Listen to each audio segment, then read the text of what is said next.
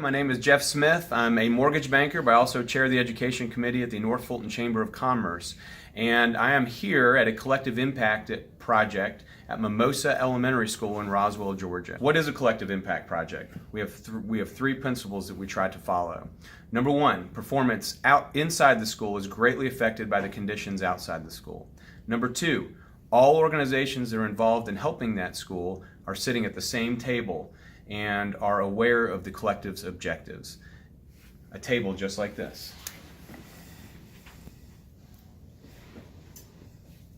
And this is Gloria. I'm Gloria Hernandez. I'm the bilingual parent liaison here at Mimosa Elementary. I'm Marixa Morelli. I'm the Executive Director of Los Niños Primero organization. Ariane Holcomb, Principal at Mimosa. I'm Jack Murphy. I'm a volunteer with the Society of St. Vincent de Paul. I'm Aislinn Craven. I'm the Curriculum Support Teacher here at Mimosa Elementary. And I am Brenda Orlins, Director of Hope Roswell.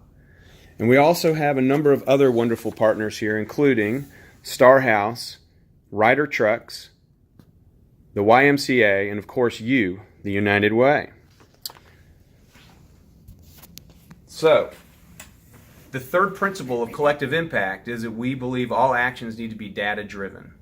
And so when we got together, learned about each other's experiences here at the school, came together and decided what data do we want to drive. And for that, we turned to our resident expert, Principal Ariane Holcomb. So this is my fourth year as a principal here at Mimosa. And when I began the work at Mimosa, I brought the team along in developing a focus specific toward literacy and literacy growth. And even more specifically, although we are tested in 3rd, 4th, and 5th grade for literacy indicators, we started putting that focus on the K through 2 group to build a strong foundation. And one of the things we learned at that point is that our students in 2nd grade were not where they needed to be when they returned in 3rd grade. We're basing this on some of the work that we've looked at from the Governor's Office of Student Achievement, specifically 3rd grade reading as an important predictor of high school graduation rates. These results continue to hold true despite students' race or ethnicity. And this also holds true for all genders. As well as economically disadvantaged or English language learners. So the data tells us that by improving 3rd grade reading levels, it's going to greatly affect a student's achievement later on in life. Now we know that. So now, what do we do with that information? So collectively, as we started thinking about this as a group, and the great thing about a collective impact model is we had a lot of people at the table weighing in on what we could possibly do and how we could affect some change for our students and their families. We look specifically at that summer reading loss, and there's a lot of research and data that tell us that our English language learners actually have to finish the year at least 6 months ahead to start the next school year on track. So we started thinking about what types of interventions we could put in place over the summer to serve our families. And so we came up with this idea of a summer reading camp. So we're going to build on the work our teachers do.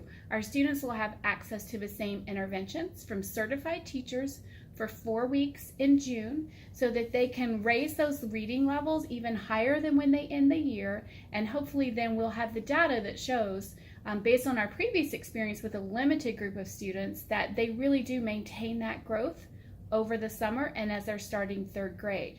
As we started to do this work, one of the things that was really important if we were going to run a summer program was to think about, the perspective of the parents. So we're asking parents to be involved, but are they going to be involved and what do they really need to participate? So to do that work, we really relied on our parents and our parent liaison. So they sat down and called each and every one of the 120 students' parents to survey them as to their interest, number one, in participating in the program, and also identify what obstacles or realities we might have to address to ensure 100% participation. So what do we have? We have a month-long program from breakfast to lunch where certified teachers are going to work with rising 3rd grade students to improve their reading skills. We're going for 100% participation. We're using Fulton County school buses to pick up and drop off the students. And we've got a phone call campaign to personally talk to every parent about the program. So what do we need? We've looked at the numbers. We've looked at the logistics of the program. We've looked at the transportation, and we've come up with the number of $42,500, which is what we need for the total program to make it work in the way that we want it to work and be successful. We've divided that number by 120 students, which has told us that for every student, we need $355 to put them through the program. So, what we're looking at, United Way, what you can do, what your grant would go for. If you could just give us $355, we could put one student through the program for an entire month. If you gave us $1,000, we could put 3 students through this program. If you gave us $5,000, we could put 14 students through. $15,000 would put 42 students through this program, and you would increase their chances of graduating by more than 10%. So United Way, we're asking for your help. We're asking for you to help this wonderful collective impact project and to help these wonderful students here at Mimosa Elementary.